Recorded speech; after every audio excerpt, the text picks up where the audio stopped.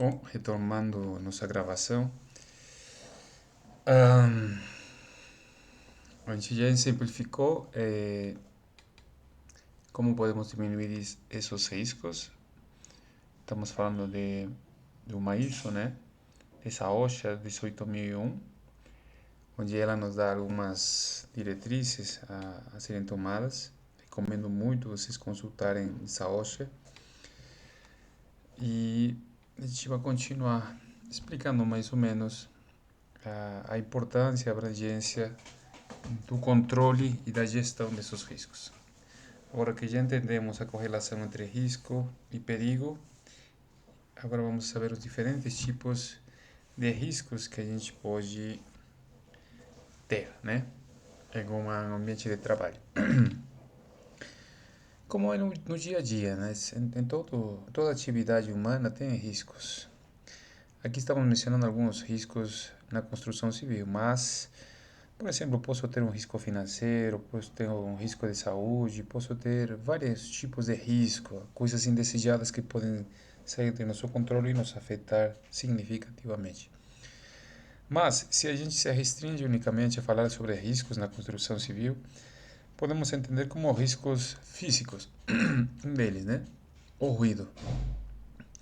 A gente já estudou, por exemplo, quando falamos de ergonomia, sobre nossos órgãos, vimos que existe um nível de ruído que nosso ouvido consiga tolerar, né? Uma quantidade de decibéis e também depende do período de exposição. Então, dependendo disso, eu posso correr o risco de machucar meu ouvido, né? Então, o sistema auditivo podendo ter uma perda parcial ou total de ouvido, né? E como ele se encontra na cabeça, ele se junta com vários outros órgãos, né? Propiciando um problema em conjunto, né? Alguma infecção, que inclui a parte respiratória e aí vai. Calor, frio. Então, essa mudança de temperatura ocasiona no nosso corpo mudanças drásticas também, né? Sei lá, posso ter uma pneumonia, um resfriado, eu posso ter uma desidratação, né? Então, vai depender muito. Mas riscos, por exemplo, no local de trabalho, se tem um ambiente muito frio, é, possivelmente não consiga fazer minhas atividades de maneira adequada e posso ter riscos na operação, certo? Então, é de muito cuidado a gente ter é, presente esses ambientes. Por exemplo, quando a gente está em um ambiente de trabalho, onde faz muito frio, imaginem vocês trabalhando de madrugada, certo? Então, eu não posso perder minha mobilidade devido ao aumento de frio, né? Tenho que ter meus IPIs totalmente adequados para que eu consiga trabalhar, né? E da mesma forma, quando a gente está falando do ambiente quente, então tenho que ter uns IPIs adequados para que não tenha desidratação, irritação na pele, ou, por exemplo, excesso de suor no olho, impedindo a visão. Então, existem vários riscos devido à interação com o meio ambiente que podem me propiciar, né? Posso terminar com um desmaio, ou posso, no caso de excesso de frio, ter um colapso aí devido ao excesso de frio, né? Quando falamos de radiação, estamos falando da radiação solar, por exemplo, ou de alguns ambientes radioativos, né? Por exemplo, no caso do Sol, né, pode me ocasionar o risco a câncer, um tipo de doença da pele, né? E quando falamos de radiação no sentido radioativo, da mesma forma, né? Então tenho que ter cuidado enquanto aos ambientes que eu vou estar inserido. Bom, também a gente está trabalhando, também temos o risco químico, né?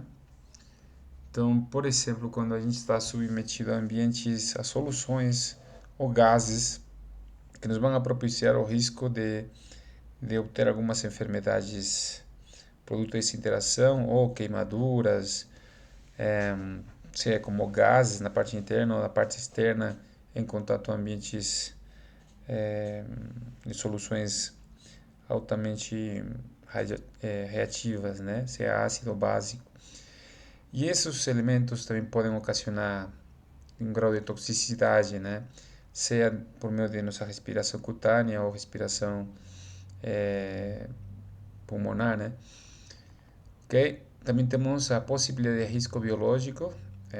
Estamos em ambientes onde são proclives, né, a ter a proliferação de bactérias ou de vírus. Então, na área de construção civil também temos ampliações de hospitais, temos a, a manipulação de resíduos de hospital, etc, etc. Então, qualquer tipo de ambiente que nos ocasione risco à contaminação, a gente tem que ter muito cuidado, né? Risco mecânico, estamos falando de equipamentos que não podem possivelmente estar dotados de proteção, né? Estamos falando, por exemplo, proteger o motor de um equipamento ou alguma injetora, uma extrusora.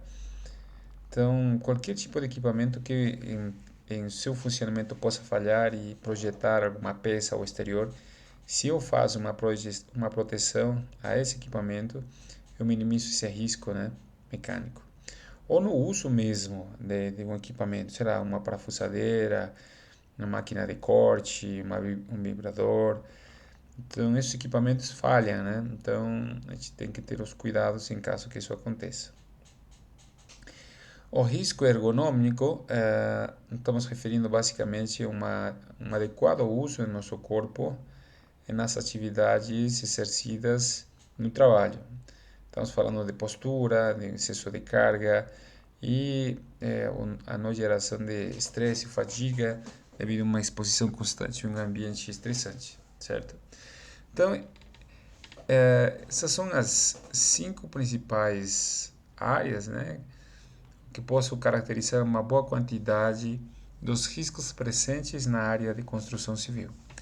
Então, é interessante para as pessoas, os profissionais de segurança do trabalho, identificarem esses riscos, né? Então, o risco físico, químico, biológico, mecânico e ergonômico e tratar a fonte, né? O que propicia esse risco, diminuir ou substituir o ambiente que possa ocasionar esse risco. Principais causantes de acidentes, então quedas de altura, então, quando estamos trabalhando em pavimentos maiores e, por exemplo, as pessoas começam a fazer atividades sem ter os equipamentos apropriados, né, onde consiga me fixar uma estrutura para não cair, né? No caso de um tabuado sair do lugar ou andar e se desestruturar, coisas desse tipo. Acidentes com máquinas e equipamentos, na manipulação mesmo, né? Desde um torno, desde uma fresadeira, de coisas simples, certo?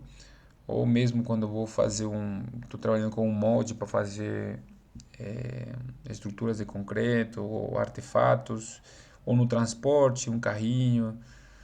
Então, todo equipamento traz em si, no mau uso ou no momento que apresenta um defeito, a possibilidade de criar acidentes, certo? Novamente, exposição a equipamentos químicos, especialmente quando trabalho com partículas finas e com soluções.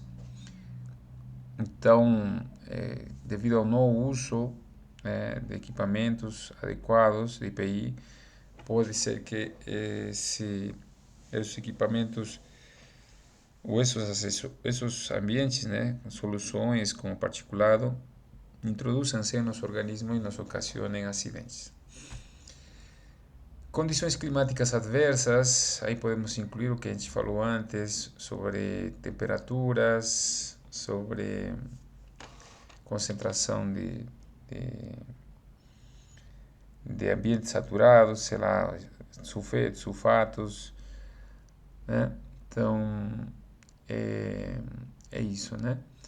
Então, calor, frio, vento, chuva, sol, radiação, tudo isso inclui uma condição climática adversa. Os espaços confinados também, eles vão propiciar um ambiente que facilita a causa de acidentes devido a limitações de espaço, locomoção e que podem levar ao ambiente perfeito para a criação de acidentes.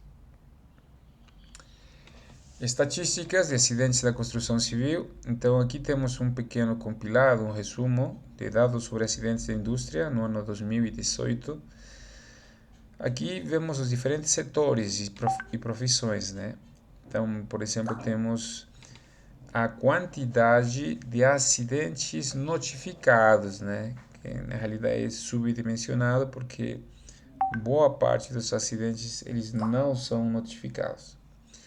Então, em primeiro lugar está na etapa de serviços, né? A gente entende como serviço a prestação que colaboradores fazem para fazer um tipo de atividade externa, né? Tem empresas só de serviço, sei lá, manutenção de equipamentos, é, mesmo pedreiros, né? Que é um serviço também, mão de obra ou fabricação, né?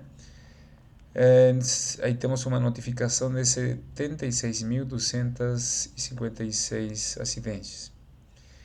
Em segundo lugar, aglomerando essas duas indústrias, tanto a indústria extrativa, que é responsável de extrair o mineral do solo, e a construção civil, ambas são detentores do segundo lugar, né, em somatória delas, com um valor de acidentes de 46.673. Então, existem entidades que monitoram de maneira regular a notificação desses acidentes, desses incidentes, de forma regional, de forma nacional e setorizada. Eu não estou agora lembrando de cabeça, mas tem equipamentos não, aplicativos de inteligência artificial que eles fazem um monitoramento em tempo real. São aplicativos que estão sendo desenvolvidos conjuntamente com o Ministério do Trabalho, né? Tem um observatório de segurança do trabalho também, que eles ajudam, né, a entender melhor em que lugares estamos tendo maiores incidências de acidentes. Essas informações são de suma importância, porque são ferramentas que vão ajudar na toma de decisões para os agentes públicos ou privados, né?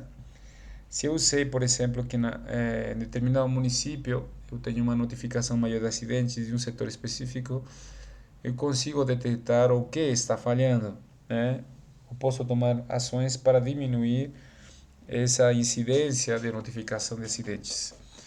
Então é de suma importância ter esses dados, né?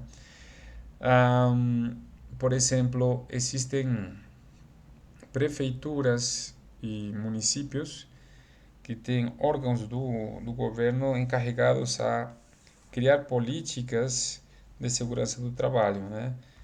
E a partir dessas políticas diminuir a incidência de acidentes. Bom, aqui temos, por exemplo, uma relação entre a gestão reativa e a gestão proativa quando se fala de segurança do trabalho na construção civil. Na primeira coluna, estamos falando dos aspectos, né, que são avaliados ou são comparados entre a gestão reativa e a gestão proativa. Estamos a dizer que a gestão reativa é aquela gestão que se faz sobre os eventos já acontecidos. Então, a partir da informação obtida, produto de um acidente, vão ser implementadas algumas ações com o intuito de os eventos não acontecerem de novo, né? E entender mais ou menos a causa e efeito. A gestão proativa tem como cerne, como o centro do objetivo, é prever qualquer tipo de risco, mensurá-lo, controlá-lo, né? Analisá-lo e controlá-lo, né? Então, fazer ações para que não aconteça nenhum acidente. Então, em tese, toda empresa teria que ter, né, gestão proativa e gestão reativa. E não escolher por uma ou por outra, né? Preferencialmente, o, o que visa uma empresa é o zero acidentes, né? E se é possível, zero incidentes. Mas, documentalmente, é observado que as empresas que se alinham mais com uma gestão proativa, eles conseguem ter muito mais sucesso, certo? Bom, vamos lá, alguns aspectos. Um foco principal na gestão reativa é a resposta a acidentes e incidentes após ocorrerem. No caso da proativa, é a prevenção e antecipação de riscos antes que ocorram. A abordagem é corretiva e punitiva. Então, eu vou pegar alguém que fez isso e vou punir. Eu vou ver o supervisor que não supervisou, eu vou demitir, eu vou fazer a correção, vou tomar decisões para, sei lá, comprar mais CPI ou IPC e aí vai. Agora, no caso da gestão proativa, estamos falando de uma ação preventiva e colaborativa, onde o intuito é que todo mundo participe, além de formar parte de toda a estratégia de segurança do trabalho, ele também consiga dar retorno, feedback sobre possíveis melhoras, né? Então, ele é colaborativa, é de cima para baixo e de dentro para fora, como dizem, né? Então, todos os entes envolvidos na empresa participam dessa ação de segurança do trabalho. Um, Identificação de risco. No caso da gestão reativa, após a ocorrência do acidente. No caso da gestão proativa, antes que acidentes ocorram. É uma análise proativa. Comunicação geralmente reativa e centrada na hierarquia. Então sempre será o cara de cima que fará a avaliação e a punição. No caso da gestão proativa, ela é aberta, encorajando relatos e sugestões. Então todo mundo participa, todo mundo dá sugestões. Treinamento na gestão reativa, geralmente após o incidente e acidente, e na proativa, contínuo, focado em conscientização e prevenção. Então, a segurança do trabalho não é uma ação pontual nas empresas, né? Tipo, eu vou dar uma, um treinamento, acabou o treinamento, volto depois de 6 meses. Não. Eu vou fazer o treinamento, vou definir tarefas, essas tarefas vão ter alguns resultados, vou analisar os resultados, vou novamente fazer um treinamento, né? Apresentações, né? Treinamentos, e aí vou de maneira contínua introduzindo todos os elementos, todos os colaboradores da empresa a política da empresa, né?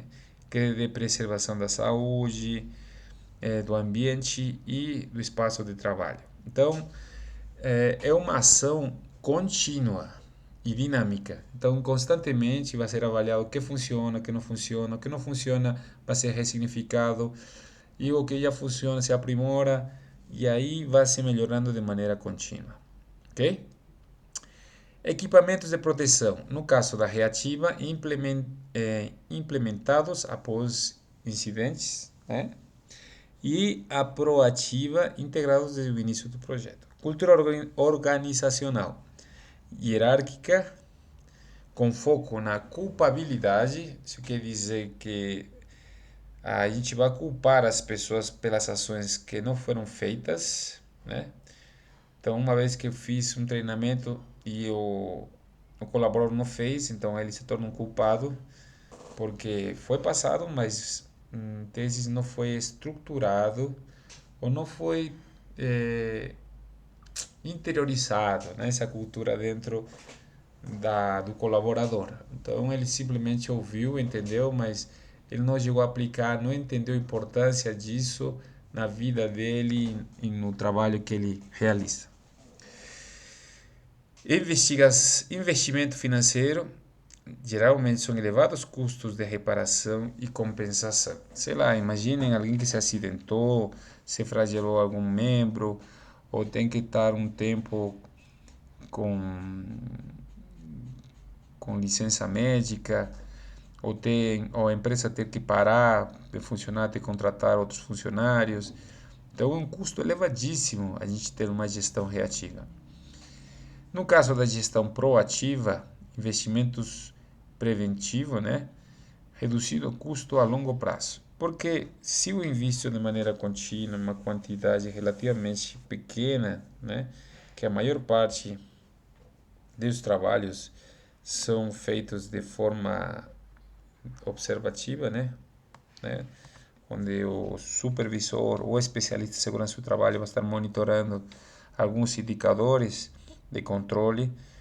Então, a longo prazo, ele vai ter muito retorno, porque constantemente a gente vai ter uma produção contínua, cada vez com uma eficiência maior de trabalhos hora sem paradas, por exemplo, e os funcionários vão conseguir trabalhar de maneira assídua e tranquila, né? Indicadores de desempenho. No caso da gestão reativa, número de acidentes e incidentes. Esses são os indicadores. Então, quando vocês veem uma empresa falando, eu tenho 5 acidentes ao ano, os 0 acidentes, 50 incidentes. Então, estamos falando mais ou menos de uma empresa que tem um foco no acontecido, né? Uma gestão reativa. Agora, quando é uma gestão proativa, eles têm outros indicadores, como a taxa de prevenção. Então, consigo ponderar e ver em que porcentagem do 100% ideal a gente se encontra como empresa enquanto a prevenção. Sei lá, está 50% homogeneizada a cultura da empresa, a alto nível, né? Ou está 80%, 90%. Né? Estamos falando de prevenção, taxas de prevenção. Às vezes, eu não consigo implementar melhorias na prevenção de maneira integral. Eu vou ter que escolher, hierarquizar quais são os que têm maior impacto e vou indo, né? E pouco a pouco vou indo a questões um pouquinho menos relevantes, né? Mas de maneira contínua. Participação, né? A gente pode avaliar, por exemplo, quantas pessoas estão participando no processo, né? Qual que é a eficiência e a melhoria contínua, né? De maneira constante, vamos saber melhorias dentro do controle do processo da gestão de segurança do trabalho na construção civil. Ok, gestão de riscos. Vamos lá, é um processo que identifica, avalia e controla, né? Então, primeiro tem que identificar, saber onde está o risco. Depois ele avalia, ele mensura, sei lá, de 1 ao 10, qual que é o nível de risco que ele tem. E depois ele controla, ele vai tirar médios de controlar e de avaliar de maneira constante qual que é o nível de risco. Fazendo esse processo simples, né, de identificar, avaliar e controlar, ele consegue fazer um processo de implementação de melhorias, né? Então, essas possíveis ameaças ou possíveis riscos conseguem ser minimizados de maneira sistemática. Lembrando que não só o risco vem à pessoa, ao operador, pode ser a terceiras pessoas, ao meio ambiente e ao mesmo patrimônio. Então, eu como operador posso estar protegido, mas se essa ação ainda apresenta riscos para terceiras pessoas, para o meio ambiente que as pessoas estão trabalhando, sei lá, se eu vou contaminar a água, o ar, o, o solo, está deixando em risco outras pessoas. Se vou atingir o patrimônio, eu vou, sei lá, eu vou deformar alguma estrutura, ocasiona um risco para os demais colaboradores e para o patrimônio também, porque ela é defeituosa e eu vou ter que substituí-la. Isso onera custos, certo?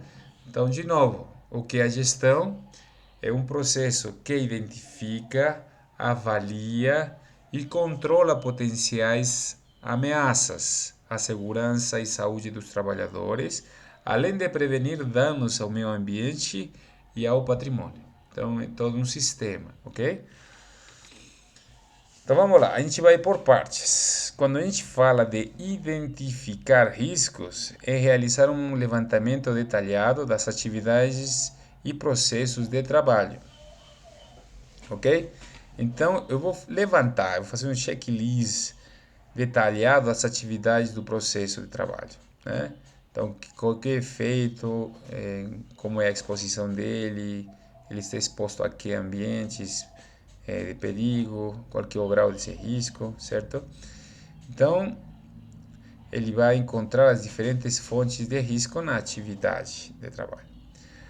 Uma vez que eu identifiquei, agora eu vou ter que avaliar o risco. Então, como eu faço isso? Analisar a probabilidade de ocorrência de risco identificados e a gravidade das consequências caso eles se concretizem.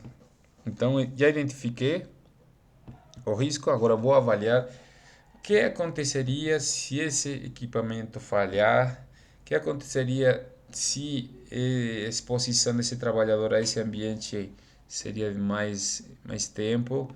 Eu vou avaliar o risco, né? Se esse ambiente pode deixar o trabalhador aleijado, por exemplo, perder um dos membros, ou pode perder a audição, ou simplesmente ele pode estressar ele, levar a fadiga, ou, sei lá, uma falta de iluminação que possa levar a problemas de visão e acidente. Então, eu vou avaliar o ambiente, né? Eu vou ponderar ele e vou ver, a partir dessa ponderação, qual desses ambientes é mais importante. Uma coisa é ter o grau de importância e outra coisa é o grau de urgência, sim? Então a gente vai ter que trabalhar com isso, né? De poder fazer coisas que sejam importantes e urgentes ao mesmo tempo. Nem sempre as coisas importantes são urgentes, nem sempre as coisas urgentes são importantes, né? Então aí vamos a ponderar mais ou menos o que vai primeiro. Então a gestão, o equipe de segurança do trabalho definirá essa hierarquização, né, para ir para as próximas etapas. A próxima etapa é o controle desse risco. Então, já identifiquei, já mensurei, agora vou tomar medidas para controle. Uma vez que os riscos são identificados e avaliados, é hora de implementar medidas para controlá-los, né? Priorizando a eliminação de risco na sua origem, tipo fazer outra coisa totalmente diferente, certo? Seguida pela redução da fonte, então uma diminuição de probabilidade de risco, a aplicação de controles administrativos, tipo ver a forma como conseguir controlar esse risco, e por último o uso de equipamentos de proteção coletiva. A que nos referimos com isso?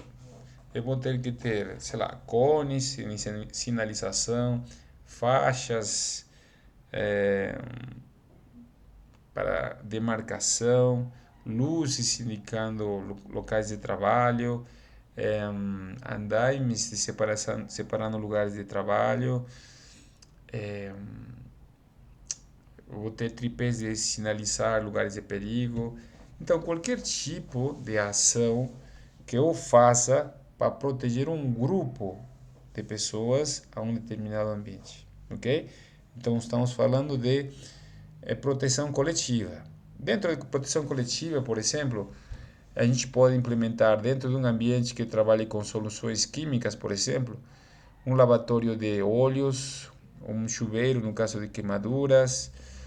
Então, várias ações que garantam, né, que o trabalhador consiga ser protegido. E ou equipamentos de proteção individual, os EPIs. Então, é de suma importância para controlar e diminuir esse risco, os operadores estão literalmente bem implementados com equipamentos de proteção individual, para que no caso da exposição, da concretização desse risco em um incidente, um acidente, ele esteja protegido, certo? Então, a proteção coletiva, ele prevê ou previne ao colaborador ou a terceiras pessoas de um entorno de risco. Ele vai falar assim, ó, cuidado aqui, tem trabalho, cuidado aqui, tem pessoas trabalhando, cuidado aqui, tem local de alta tensão, cuidado aqui, tem lugares com alta temperatura, lugar aqui tem equipamentos radiativos, tem motores, tem ruído. Então, eu vou sinalizar todos os espaços que são potencialmente lugares perigosos e que aumentem o risco de incidentes e acidentes. Então, essa é a função da demarcação de ambientes e de equipamentos de proteção coletiva, né? Então, quando eu estou falando de equipamentos de proteção coletiva, são esses equipamentos que vão a permitir demarcar lugares de potencial risco, ok? Agora, não só isso, por exemplo, um equipamento de proteção coletiva pode ser uma estrutura metálica que vai cobrir um motor, ou que vai cobrir uma polia, ou que vai colocar, sei lá, uma fachada de proteção. Então, qualquer coisa que proteja a um grupo de pessoas por possíveis acidentes. Sei lá, eu estou fazendo um prédio de vários pavimentos. O emalhamento do prédio da parte lateral para que nenhum objeto sólido consiga cair na parte inferior. Cada 2 ou 3 andares eu faço todo um contorno em material sólido para que o sólido não chegue na parte inferior. Então tem vários equipamentos de proteção individual na nossa área que são de suma importância, né? Então eu tenho o controle e por último eu tenho o monitoramento contínuo, né? Então no controle eu tenho principalmente a eliminação da fonte, a redução da fonte, tomar decisões administrativas de controle, equipamentos de proteção coletiva e equipamentos de proteção individual. Ok? São as decisões para o controle. Monitoramento contínuo. A análise de risco não é um processo estático, né? É dinâmico e deve ser constantemente revisada e atualizada à medida que novas atividades, equipamentos ou processos são introduzidos. Então, tem formas construtivas novas que teremos que repensar os equipamentos de proteção coletiva e individual também, que a gente possa introduzir nos processos, ok? Então, é basicamente isso. Então, esse controle de riscos na construção, a gente já falou, são basicamente equipamentos de proteção individual, medidas de segurança coletiva e treinamento, sim? Então, eu vou ter esse controle, uma coisa é gestão e uma coisa é controle. Como a gente viu, o controle de risco dentro dele, né? A gente está enfatizando esse ponto 3. Então, eu preciso definir bem meus equipamentos de proteção individual. Cada ambiente de trabalho tem seus próprios equipamentos, né? Então, o ideal de toda empresa é identificar os riscos e perigos e dotar de equipamentos de proteção individual para os colaboradores que vão estar expostos a esses ambientes. Sim? Medidas de segurança coletiva. Então, eu vou tomar algumas medidas, como a gente falou dos CPCs, para garantir o bom funcionamento do processo, do ambiente e dos colaboradores que nelas estão inseridos. Treinamento e capacitação, né? Então, eu vou treinar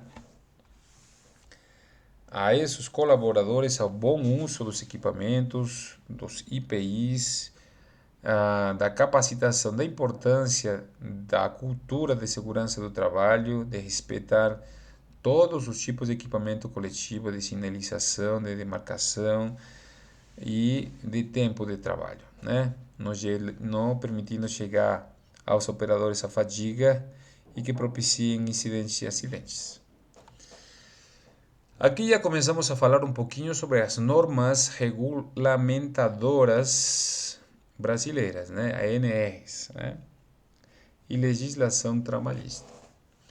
Então, essas normas, elas são criadas para que tanto o empregador como o empregado consigam conviver em um ambiente harmonioso onde se procure o bem-estar individual e coletivo, como do ambiente e do patrimônio, certo?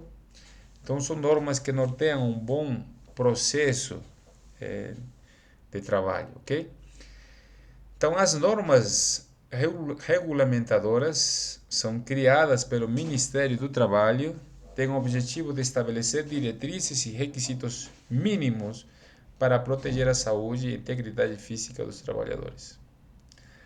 A NR, a norma regulamentadora, é direcionada para aspectos específicos da segurança do trabalho, abrangendo diferentes riscos e atividades, ok?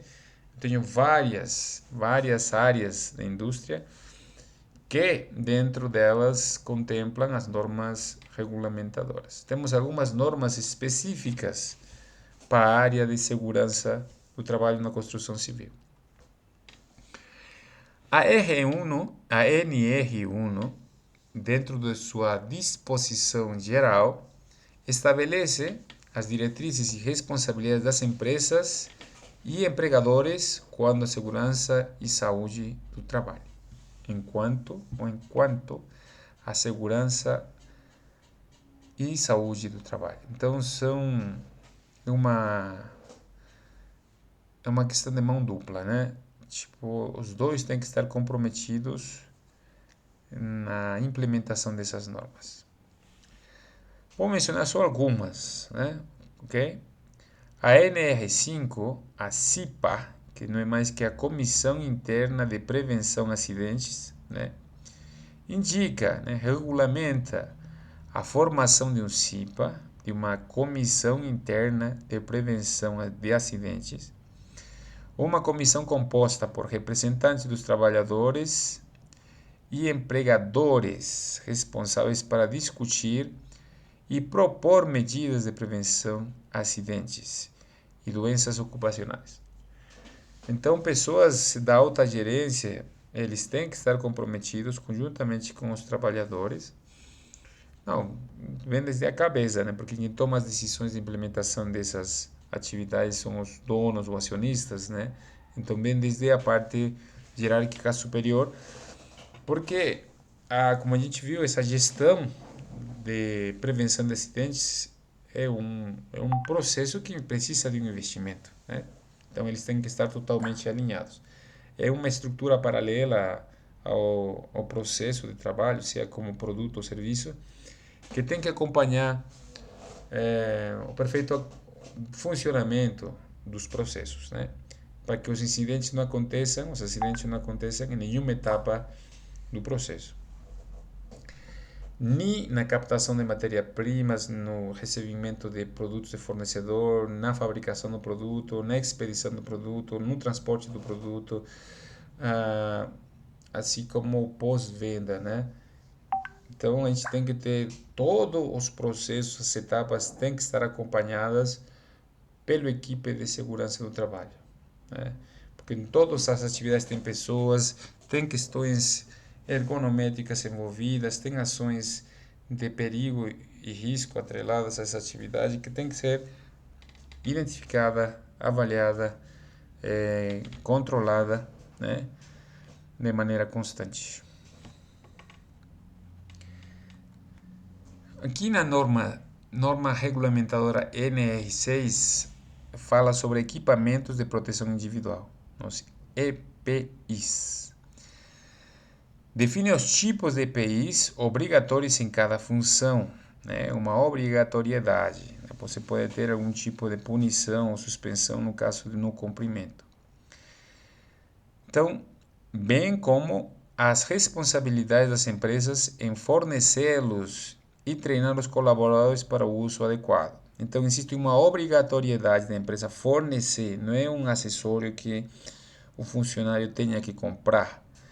Ele tem o direito, a obrigação, não, tem o dever, na realidade, na empresa, né, de fornecer o direito do empregado de obter equipamentos de proteção individuais para o trabalho, ok? Não só basta a gente fornecer, a gente tem que explicar a importância do uso, como usar, como cuidar esse acessório de EPI, ok? Na norma regulamentadora NR7, o PCMSO, que é o Programa de Controle Médico de Saúde Ocupacional, estabelece a obrigatoriedade de programas de saúde ocupacional para monitorar e prevenir risco na saúde dos trabalhadores. Boa parte das empresas, eles exigem check-up regular aos trabalhadores, dependendo da ação ou da área de atuação, o tempo de análise pode mudar. Então, de maneira regular, cada ano, os colaboradores teriam que passar por um exame médico para controlar e ver como eles estão, enquanto, especialmente, né, há os tipos de órgãos ou tipos de enfermidades profissionais que possam estar se desenvolvendo. Sei lá, se ele está exposto a um ambiente de ruído, como ele está, se ele está exposto a um ambiente com soluções em suspensão, como ele está, se ele está, por exemplo, com uma atividade remota e a questão ergonométrica não é adequada, etc. Qualquer ação repetitiva pode levar a um risco de enfermidade ocupacional, sim, além dos ambientes agressores, ok? Então, a empresa tem essa obrigação de estabelecer um programa de saúde ocupacional onde ele monitore regularmente seus funcionários. A gente sabe que no regime CLT, a primeira coisa que eu faço antes de cadastrar ou de registrar a carteira de trabalho é um exame admissional, onde um médico vai avaliar se as condições do operador, do funcionário, estão acordes à função a ser desenvolvida. Ok? Aí já começamos no momento de partida. Ele entrou são, ele entrou bem com saúde. Então, em testes, toda ação, toda diminuição em alguma atividade que está correlacionada ao trabalho, a responsabilidade será a da empresa de maneira direta. Que tem a ver com a área de trabalho, né? Por exemplo, se ele sofre de excesso de açúcar, pressão, e não tem a ver com a atividade de trabalho, não consegue ser comprovado, então, de fato, a responsabilidade não será da empresa, né? Pode ter, por exemplo, casos de aposentadoria devido a essa aquisição dessa enfermidade ocupacional no local de trabalho.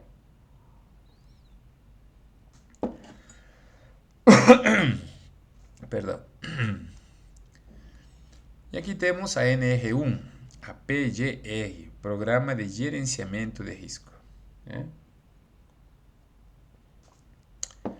Determina a elaboração de um programa que identifique e controle os riscos ambientais presentes no local de trabalho.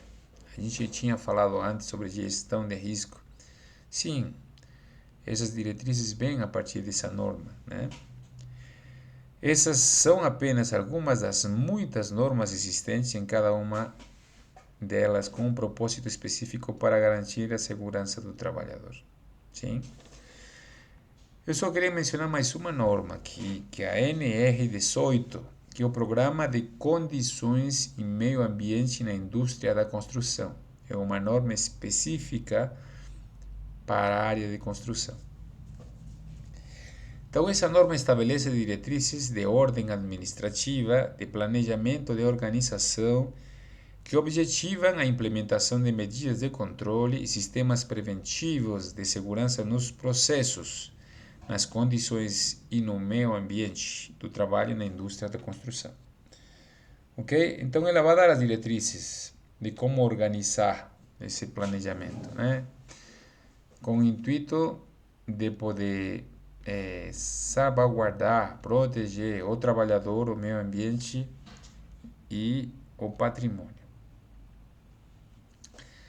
Então, como essas normas contribuem para a segurança, né, no ambiente laboral, né?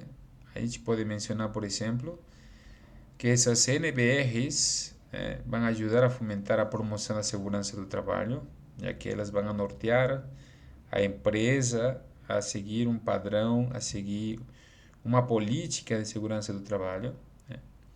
Então, com base a essas normas de regulamentação, as empresas são orientadas a identificar os riscos presentes nas atividades desenvolvidas. Às vezes, a gente acha pouco relevante ao nível de nem sequer quiser entender o risco, né? O perigo.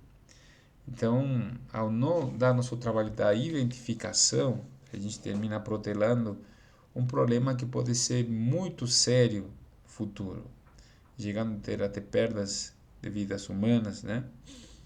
Então, a primeira coisa é identificar os riscos presentes nas atividades desenvolvidas e implementar medidas preventivas e corretivas. Então, fazer uma gestão proativa e reativa, né? Porque se aconteceu, a gente tem que aprender sobre o fato que aconteceu. E agora sempre tentar antecipar qualquer ação para o futuro. Fornecer treinamentos e capacitações aos colaboradores. Então, ele tem que ter um cronograma semestral, anual, para que, de maneira constante, o colaborador esteja inserido na política de segurança do trabalho, dando informações e capacitação para o perfeito funcionamento do processo, incluindo os colaboradores, meio ambiente e patrimônio. Disponibilizar os equipamentos de proteção individual, os EPIs, certo? Isso é algo muito importante, especialmente nas empresas de grande porte, fazer uma licitação que garanta que os equipamentos cumprem a função principal. Realizar monitoramento contínuo para garantir a eficácia das ações de prevenção. Então, eu vou fazer isso de maneira regular para saber se o que foi passado está sendo implementado, né? Se o treinamento surtiu efeito, se a capacitação ajudou aos funcionários a observar ou olhar segurança do trabalho com outro espectro, se os equipamentos de proteção individual estão acordes às necessidades deles, nas dimensões de uso, né? Então, só com monitoramento contínuo conseguirei fazer uma melhora contínua, né? Dando maior ênfase de maneira constante às áreas que precisam de maior atuação. Bom, todo tem penalidade quando as ações não são implementadas, né? Então, as penalidades para as empresas que não cumprem as normas de segurança. Então, tem instituições que vão de maneira regular acompanharem, né, como as empresas estão implementando suas normas de segurança. Eles vão fiscalizar, né?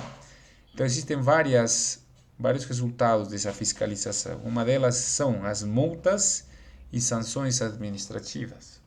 Então, eu vou ter uma multa financeira e algumas sanções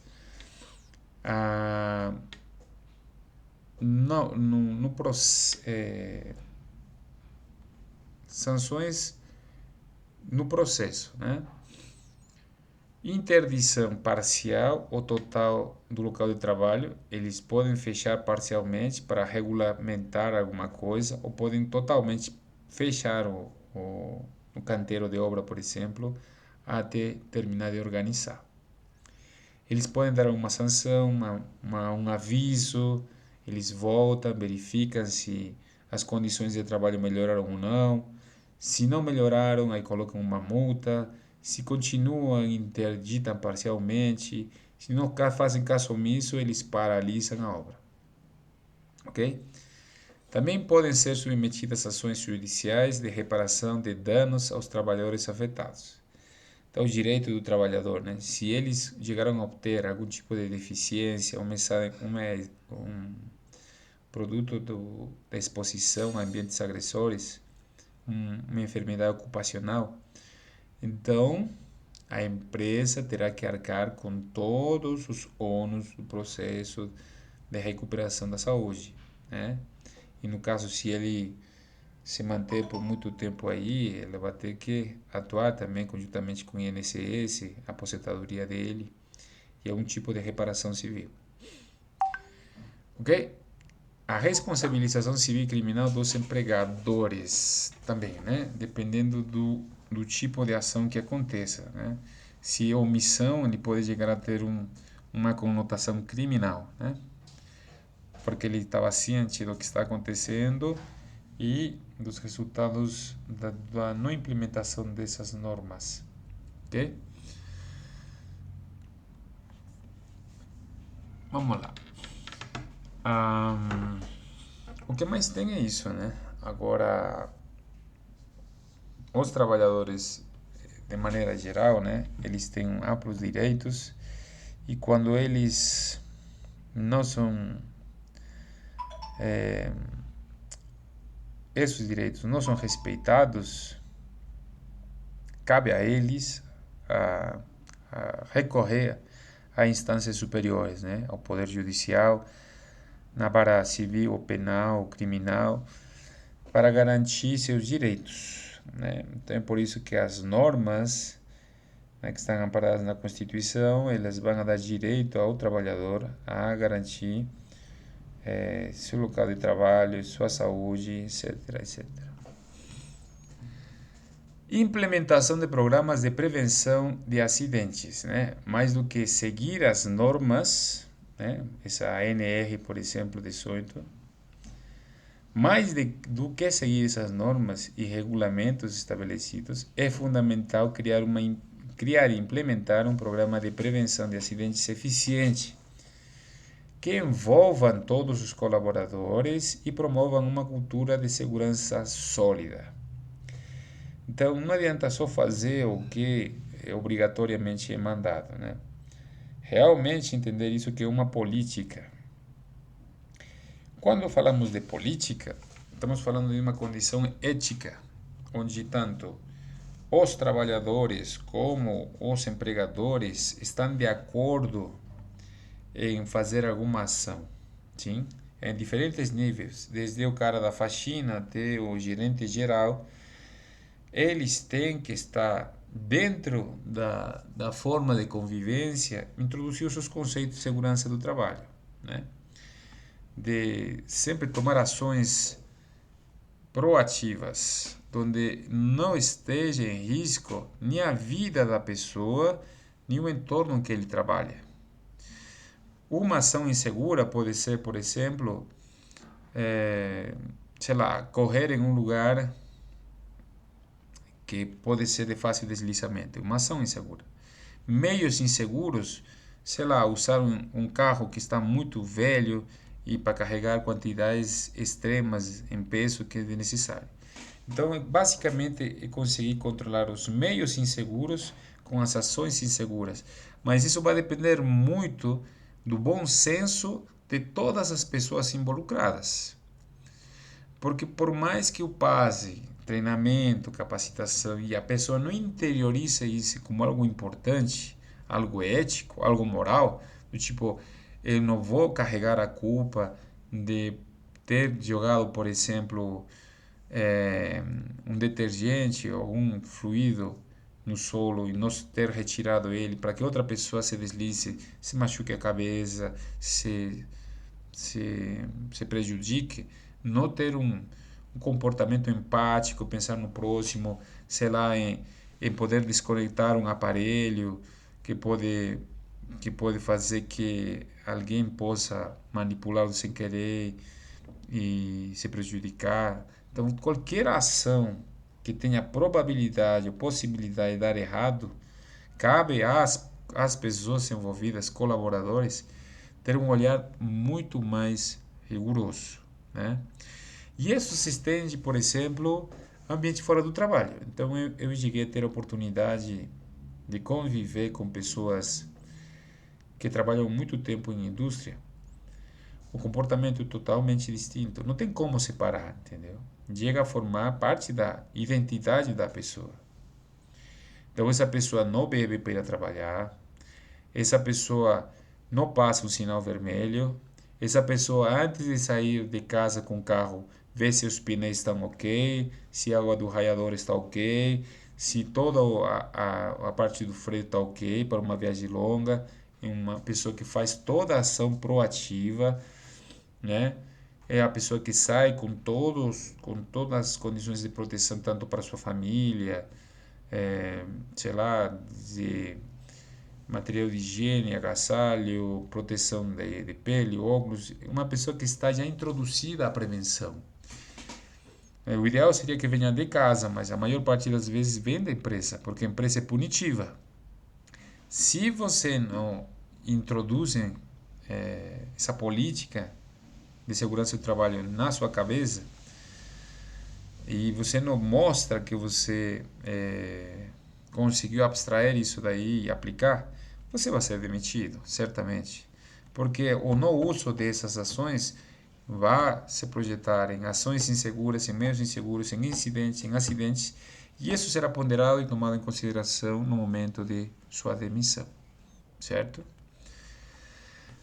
Bom, esse programa de prevenção de acidentes, né, é muito similar ao que a gente fez na gestão de risco, mas aqui estamos falando já da implementação da prevenção, né?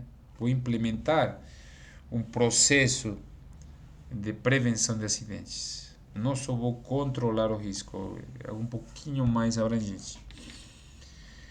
Bom, primeiro eu vou fazer a avaliação dos riscos, identificar as atividades mais perigosas, as áreas de maior exposição a risco e os equipamentos que apresentam potenciais riscos.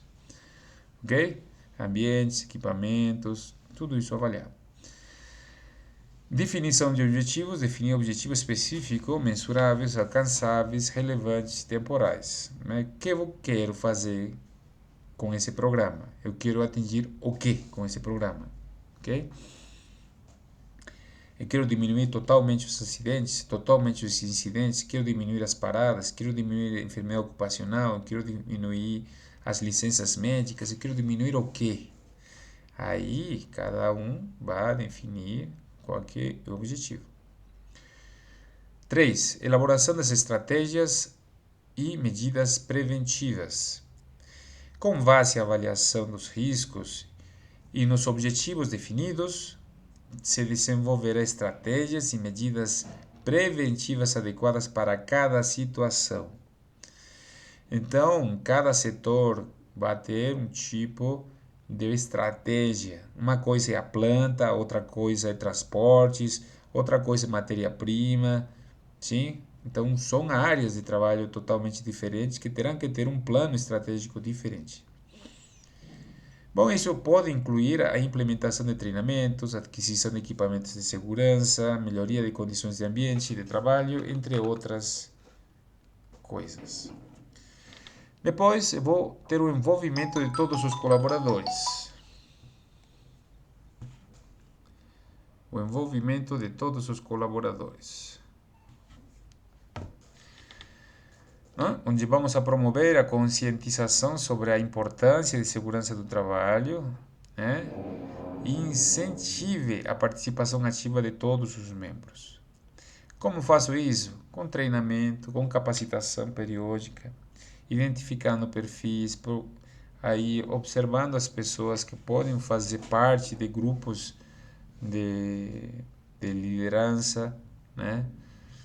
Então eu preciso entender também pessoas, porque, por exemplo, a pessoa em si é um elemento em consideração na toma de decisão de controle de riscos. Imaginemos uma pessoa que tem problemas auditivos. Ele vai se submeter a riscos em ambientes onde tenham equipamentos, máquinas, problemas visuais, problemas psiquiátricos, que tem uma tendência a psicoses, neuroses, ou pessoas agressivas, bipolares, que facilmente levam-se ao estresse e terminam provocando acidentes. Então eu também tenho que saber do meu colaborador, né? Do entorno onde o pessoal está inserido, ok? Então vou envolver a todos e vou proporcionar treinamento e capacitação, né? Para cada setor envolvido. E finalmente, uma comunicação é fundamental, né? Fazer uma comunicação horizontal, uma comunicação vertical, onde se mantenha uma comunicação efetiva com os colaboradores, fornecendo informações sobre o programa, os resultados. Então não adianta simplesmente falar, esse é o programa. Então eu vou pegar os resultados, eu vou trabalhar eles e vou mostrar, este semestre, com essa melhoria, melhoramos tanto. Implementamos a melhoria, não aconteceu nada. Implementamos essa ação, piorou. O que está faltando? Aí a gente espera uma resposta do colaborador, que a maior parte das vezes eles conseguem ter uma capacidade resolutiva muito melhor que as pessoas que não estão envolvidas no local de trabalho. Então eles falarão sobre ações que realmente eles acreditam que no dia a dia faz a diferença na preservação da saúde deles, do entorno e do patrimônio. Ok? Então esse feedback é de suma importância. De maneira periódica, o pessoal se reúne, conversa. Geralmente o RH se junta com segurança do trabalho e vamos discutindo os temas que são de interesse da empresa e do colaborador. Ok? Então, é até aqui que a gente vai passar esta aula. A desculpar a demora, né? Estão outras atividades, mas eu vou disponibilizar depois estes slides para vocês, tá bom? Muito obrigado e até a próxima.